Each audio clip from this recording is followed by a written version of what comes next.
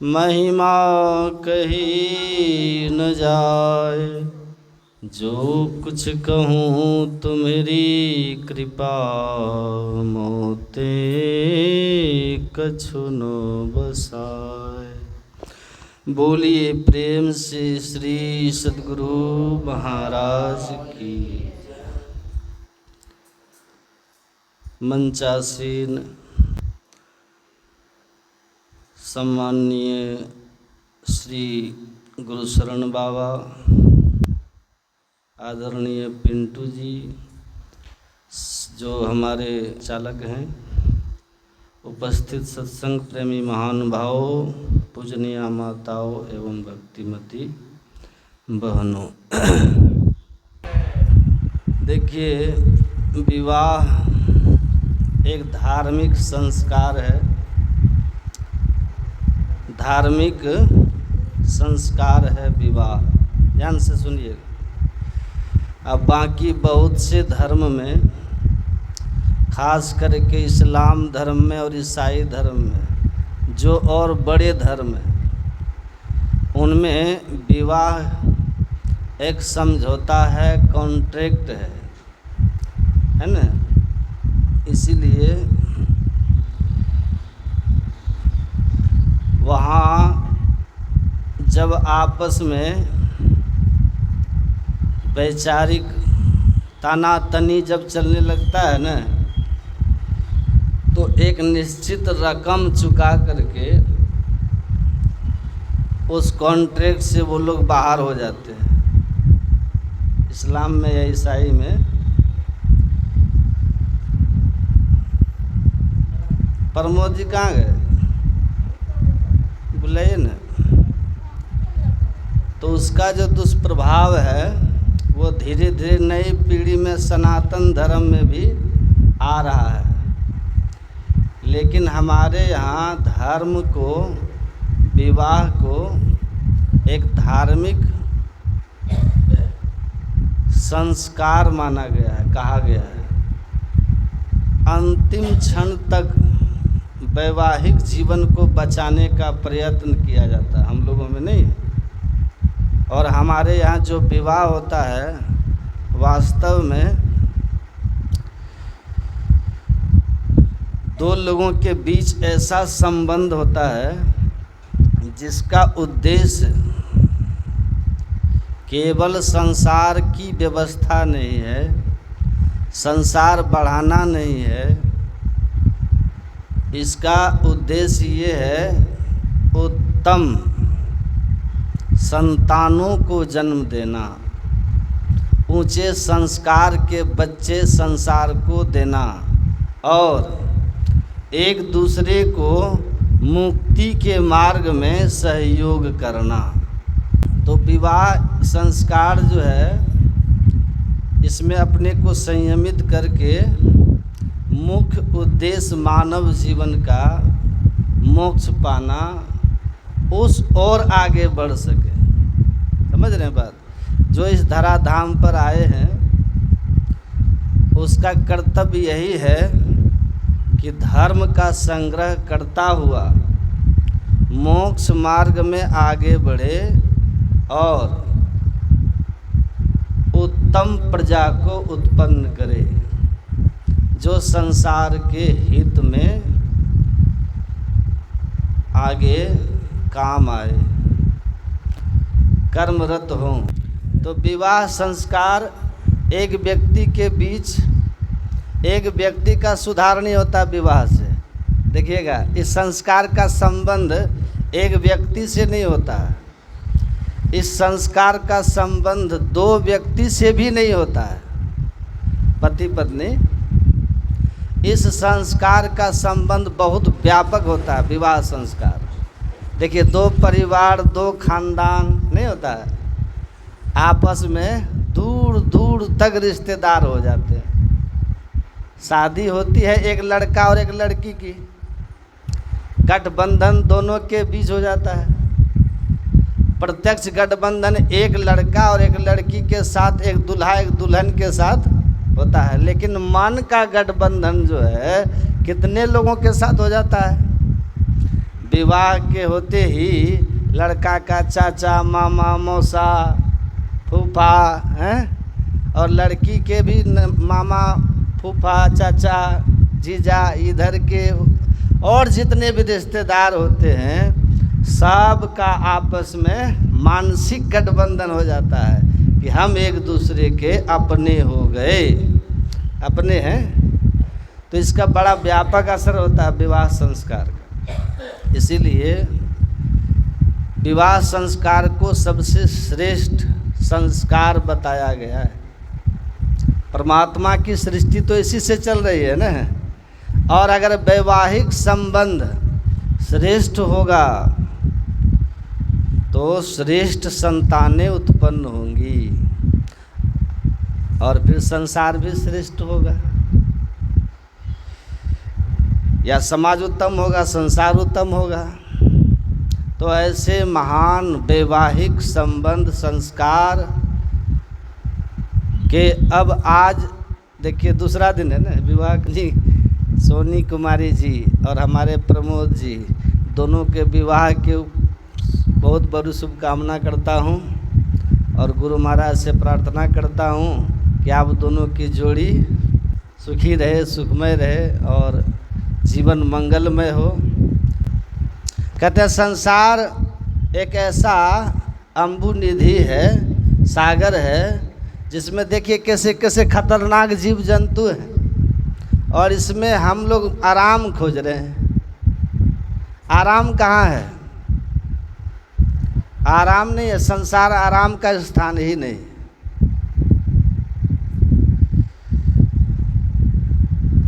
अम्बु निधि में क्या कहा, क्या क्या परेशान करता है हमको संसार में? दार पंकम, देखिए दार मतलब होता है स्त्री। अब देखिए ऋषि पुरुष हैं इसलिए स्त्री को पंख बता रहे हैं, लेकिन पुरुष भी स्त्री के लिए पंख है। समझिएगा बात। यहाँ कहने का भाव यह है कि स्त्री पुरुष के प्रति जो आपका आकर्षण है, गृहस्थ का खंडन नहीं कर रहा है, काम का खंडन किया जा रहा है। जो लोग काम के आसक्त होते हैं, विषयासक्त होते हैं, उसका खंडन किया जा रहा है। विषया पर नारी निशा तरुनाई सो पाई परियो अनुराग हिरे, जम के पहरू दुख भोग वियोग विलोकत ही न विराग हिरे। कहते हैं ठीक से ध्यान से समझो, देखिए आप ध्यान से।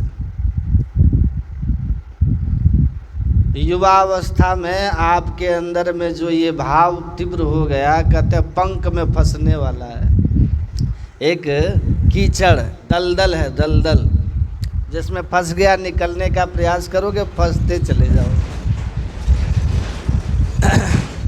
एक कहानी में सुनाता हूँ। एक बालक 7-8 साल की कम उम्र में ही, 5-6 साल की उम्र में ही एक साधु के संग में पकड़ के जंगल चला गया, आश्रम में।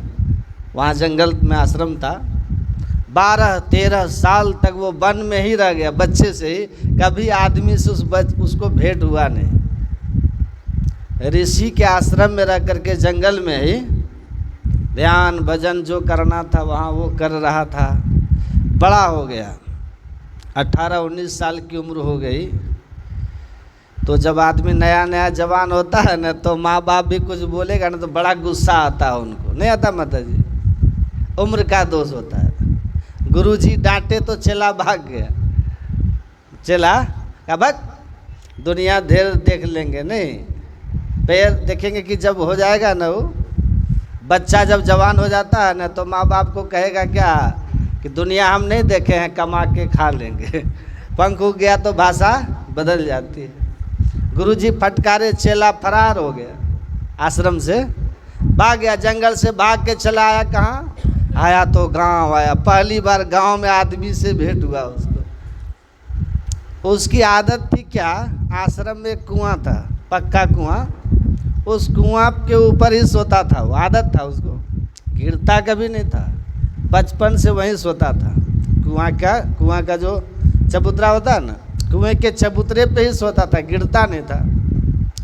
बाहर आया गांव में, गांव के बाहर जंगल से भागा तो गांव आया। गांव के शुरू में ही एक ठाकुर बाड़ी थी। ठाकुर बाड़ी में एक पक्का कुआं था। सोचा अब तो रात हो गई, कहाँ जाएंगे, आज रात यहीं रुक जाते हैं ठाकुर बाड़ी में। तो उसी ठाकुर बाड़ी में खिचड़ी मिला, खाने को खा लिया। गर्मी का दिन था, जा करके उसी चबूतरे पे सो गया। ठाकुर बाड़ी में जो कुआं था ना, उसी में सोया। उसको मना किया पंडित जी लोग। ठाकुर बाड़ी के पुजारी ने कहा इस पे मत सो, कुआं गहरा है, गिर जाओगे, डूब जाओगे, मर जाओगे। कहा नहीं, हम बचपन से इसी पर सुतने का आदत हो गया है ना। चबूतरा पर ही बचपन से हम सोते हैं, कभी गिरे नहीं है, इसलिए आप चिंता ना करें। अब जैसे लेटा ही था ना, तो उधर से बारात आ रही थी, डम डमाडम डम डमाडम बारात आ रही थी। तो ये उठ के बैठ गया कि भाई ये क्या चीज़ है भाई, ज़रा देखे। मार एकदम डांस चल रहा है, कोई नाच रहा है, कोई डुग डुग डुग डुग हो रहा है। देखता है घोड़ा पे एक तो बैठा हुआ है, पूरा एकदम मोर पहने हुए। पूछा कि क्या है, कहा लोग कि अब पुजारी जो था ना, कहा कि आपको नहीं मालूम? कहा नहीं, हम तो 5-6 साल में चले गए थे जंगल, आज ही निकल रहे हैं 12-15 साल बाद। कहा कि वो लड़का दूल्हा जो घोड़ा पे बैठा है, जा रहा विवाह करने घोड़ा पर बैठ के। बोला विवाह कहाँ, उसकी शादी होगी, लड़की से शादी होगी, पति पत्नी होंगे, और उसको समझा दिया वैवाहिक जीवन क्या होता है। तो ये युवक था, इसके मन में हुआ कि अरे सही टाइम पर हम भागे हैं आश्रम से सही टाइम पर भागे। अब हम भी घर जाएंगे, हम भी विवाह करेंगे, हम भी दूल्हा बनेंगे। आहा मज़ा आ गया। अब तो पत्नी बनाएगी, गरम गरम खाएंगे। क्या जंगल में गुरुजी का पैर दबा दबा के मर रहे थे। कितना बढ़िया जीवन है इधर गृहस्थ में, हम उधर जंगल में छक मार रहे थे। अभी बेचारा बैठ करके रात में फिर बारात जब निकल गई, फिर उसी चबूतरा पे कुआं का सो गया। यही सोचते हुए सो गया कि विवाह करेंगे। ऐसे तो जो सोचोगे वही तो स्वप्न होगा। अब सोचते सोचते सो गया। विवाह के बाद तो सपने देखने लगा कि हमारा विवाह हो रहा है, घोड़ा पे चढ़े हुए हैं, बारात जा रही है, पूरे बारात चला गया, विवाह हो गया। विवाह करके दुल्हन को भी ले आया।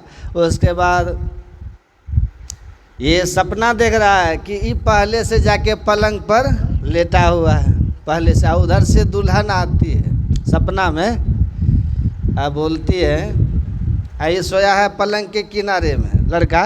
तो दुल्हन कहती है इसको कि थोड़ा हटो तुम थोड़ा हटो भाई, हटोगे तब ना हमारा जगह बनेगा। तो इसको वो बोलते हैं कि हटो। तो ये सही में हट गया। वहाँ स्वप्न देख रहा था ना, और ये सही में थोड़ा सा हट गया। आज जैसे थोड़ा सा हटा, धड़ाम से कुआं में गिरा कुआं में गिरा। अब तो दे बेचारा जो है वहाँ कुआं में गिरा, धड़ाम की आवाज़ हुई। पुजारी के साथ में 2 और आदमी थे, कहा ठाकुर बाड़ी में जो गर्मी में सोते थे, दौड़ के आया, लोग मर गया मर गया मर गया। पुजारी कह रहा हम समझाए थे बेवकूफ़ को, लेकिन कहा हम आज तक गिरे ही नहीं, लेकिन गिर गया, मर गया। कह अरे बचा कि मरा? तो उठाका मार के हंस रहा कुआं में। तो कहा कि जिंदे हो? कहाँ जिंदे हैं। तब रस्सी गिराया लोग, कहा कि कमर में बांधो, हम लोग खींचते हैं। खींचा, ऊपर आया। कहा कि तुम कुआं में गिर गया, हम लोग पूछ रहे थे कि जिंदा है कि मर गया, तो तुम ठाका क्यों मारा था जी? कहा पुजारी जी सही समय पे सही ज्ञान हुआ है। कहा क्या हुआ? कहा बाप रे बाप, आप दूल्हा बनने का हमको बात सुना रहे थे, सिखा रहे थे कि दूल्हा बनना बड़ा सुखकारक होता है। अरे ये तो सपना की दुल्हन कुआं में गिरा दी आज सचमुच की आएगी तो कहाँ ले जाएगी भगवान जाने हो रहा टाइम पे समझ गए, भागा घूम के फिर जंगल फिर गांव नहीं आया, समझे, भागा घूम के। तो कहा कि तृष्णा दारपंकम, देखिए कैसे उलट गया। तो भगवान करे ये सब ऋषि कह रहे हैं कि ये संसार जो है ना, इसमें हम लोग किसी न किसी कारण से आप भयभीत रहिएगा, किसी न रूप में आपको क्रोध की अग्नि में जलिएगा, कोई न कोई परेशानी होती रहेगी, है ना। यहाँ हिंसा की तरंगें उठती रहती है, काम क्रोध समेत तृष्णा पवन अति झकझोर। कहते हैं काम क्रोध तृष्णा के तेज हवाएं लहरें थपेड़े मारती रहेगी, परिणाम होगा ना ही चितवन देती सुखनाथ नौका।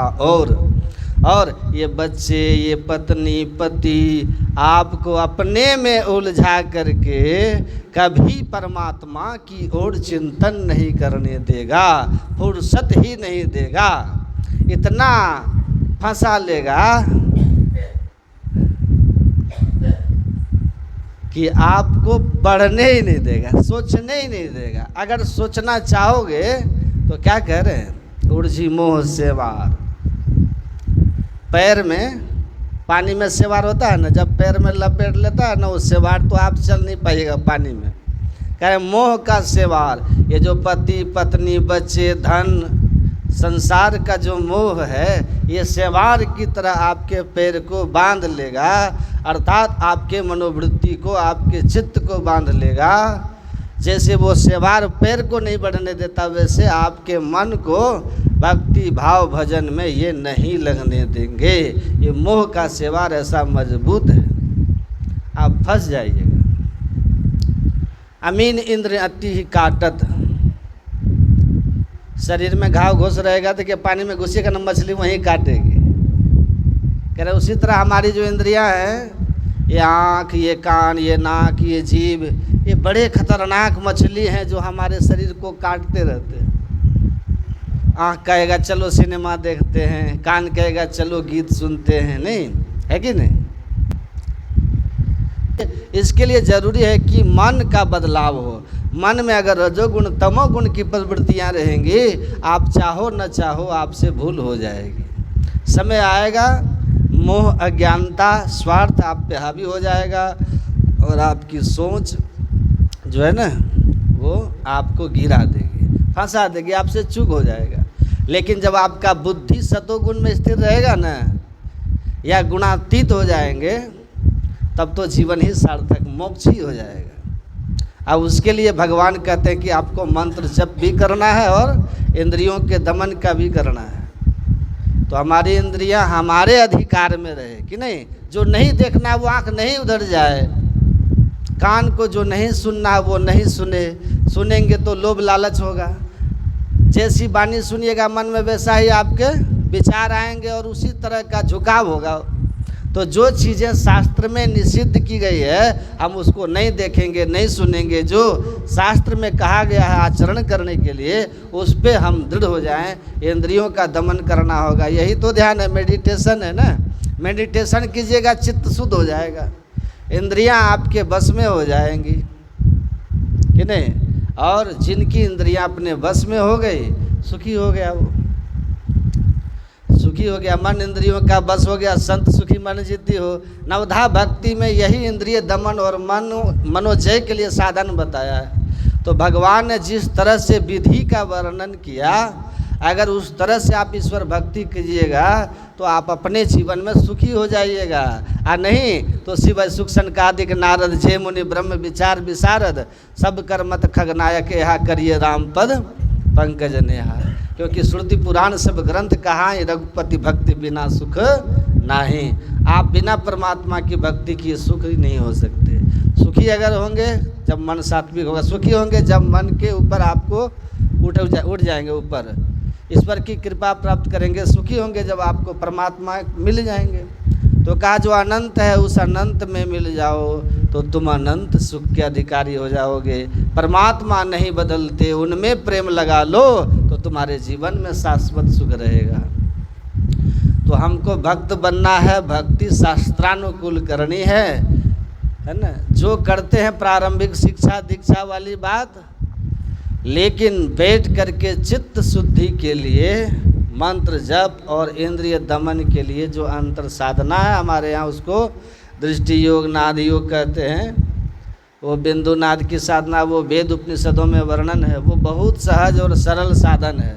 भगवान राम ने उस किस तरह इंद्रिय दमन करना है, मन को जीतना है, ये वेदों में, उपनिषदों में, गीता रामायण में सब जगह वर्णन है। इसको थोड़ा अभ्यास कीजिएगा ना, प्रैक्टिस कीजिएगा, कुछ दिन में आप अपने अंदर बदलाव महसूस करने लगिएगा। खुद में पहले महसूस होगा कि हम बदल रहे हैं, फिर आपके साथी संगत को महसूस होगा कि ये पहले जैसा अब व्यवहार इसका नहीं रहा, और बाद में सारी दुनिया को महसूस होगा कि ये बहुत बदल गया है। अब फिर आपके प्रभाव से बहुत लोगों के जीवन में बदलाव आ जाएगा। तो पहले खुद में बदलाव लाओ, खुद पर शासन तब अनुशासन। आपको खुद अपने आप को नियंत्रित कर सकते हैं, अपने जीवन को सुखी बना सकते हैं। इसीलिए ईश्वर भक्ति कीजिए। ईश्वर भक्ति सुख, शांति और मुक्ति का मार्ग है, और वो ईश्वर भक्ति शास्त्रों में जैसा है उसको जानिए। नहीं, हमको केवल बाहरी बातों में, केवल वेद का कर्म कांड भाग में नहीं रहना है, हमको ज्ञान कांड में भी आना है।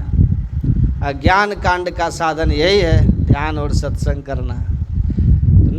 तो मतलब कंप्लीट होना है, कंप्लीट करना है भक्ति को, तो जीवन में सुख शांति आनंद है। और नहीं, यदि क्रम क्रम से सब संस्कार का आप निर्वहन करेंगे ना, तो फिर आपके आंगन में कोई ना कोई भगवान ही आएंगे या फिर कोई संत आएंगे। गृहस्थ का धर्म यही बताया है। गृहस्थ को कैसे होना चाहिए, गृहस्थ को महाभारत में भीष्म पितामह ने युधिष्ठिर को कहा था कि राजा सुनो, स्वे सुदारे सुसंतुष्ट, स्वचम नित्यानुसूयता, आत्मज्ञानम ततिक्षा च धर्मा साधारणा नित्य। अगर कोई गृहस्थ है तो उनका धर्म ये है, धर्म से सुख होता है, लेकिन किस तरह से धर्माचरण होना चाहिए। तो कहा स्वे सुदारे सुसंतुष्ट, आप अपने पत्नी आपको जो परमात्मा ने दिया है, या जो आपको पति मिले, है ना, दो मिले, जो मिले आप उससे संतुष्ट रहिए। ईश्वर की कृपा मानिए। ये जोड़ियाँ ऊपर से बन गई, उसका आदर कीजिए, है कि नहीं, है कि नहीं माता जी। अखबार में छपा था कि किसी बड़े आदमी के नाम लेकर के उसकी पत्नी ने तलाक ले लिया। तो वो सर बोले उसको तुम लोग पढ़ के बताओ इसमें क्या त्रुटि है, बताओ। तो कोई किसी को समझ में नहीं आया। तो वो सर बोले कि अखबार में लिखने वाले को हिंदी का सही ज्ञान नहीं है। पत्नी तलाक नहीं लेती, है कि नहीं, तलाक बीवी लेती है और डाइवोर्स जो है वाइफ लेती है। हमारे यहाँ धर्म पत्नी तलाक नहीं लेती, क्योंकि हिंदी में तलाक का कोई भी शब्द है ही नहीं है। हमारे धर्म ग्रंथों में विवाह का वर्णन है, विवाह विच्छेद का कहीं वेद उपनिषद में वर्णन नहीं है, क्योंकि वो तो कहते हैं 7 जन्म का, या एक ही जन्म के चक्कर में वो कहते हैं वो 7 फेरा 7 जन्म के लिए हैं, 7 जन्म के लिए। एक पत्नी पूछी, एक आदमी पूछा कि हम कैसे जानेंगे कि हमारी ये पहले जन्म की शादी है कि ये 7वें जन्म है। तो कहा कि पत्नी अगर कहे कि हम तुमको 20 साल हो गए विवाह के, लेकिन आज तक कुछ नहीं समझ सके, तो जानना कि पहला जन्म है, अभी 7 जन्म और है। अगर ये कहे कि तुम्हारे खानदान के रग रग से हम वाकिफ़ हैं, तुम क्या हो, तुम्हारे रग रग से वाकिफ़ हैं, तो जान लेना कि 7वां जन्म है। पूरा जानती है तुमको कि तुम क्या हो, है कि नहीं, तो समझ जाना कि 7वां जन्म है। समझ गए ना, होता है कि नहीं, तो पूरा जानती है। तो ये चीज़ हमारे यहाँ यही है कि 7वां जन्म, मतलब आप ये जान लीजिए कि हमारे यहाँ दूसरा सब सेंटेंस है ही नहीं। मतलब ईश्वर की कृपा, ये धार्मिक है ना, उनके यहाँ कॉन्ट्रैक्ट है उन लोग के यहाँ। अंग्रेज़ों के यहाँ, मुसलमानों के यहाँ विवाह एक धार्मिक संस्कार नहीं है, वो एक समझौता है, सामाजिक समझौता है उन लोगों में, बस सामाजिक समझौता। हमारे यहाँ धार्मिक संस्कार है। यहाँ तो अग्नि को साक्षी मान के कितने दिन से कितने विधि विधान के बाद विवाह होता है। वहाँ तो 2 मिनट में हैं, वहाँ 2 मिनट में हो जाता है कि नहीं। उनकी शादी में कुछ नहीं, ये इधर से तैयार होके गया और उधर से लड़की आई, वो चर्च में गए और 2 शब्द, वो फादर जो होते हैं ना, वो फादर 2 शब्द में उनका शादी हो गया। वो निकल के आए और उसके बाद आए और उनके दूसरे दिन वो पार्टी वार्टी सब हो गया।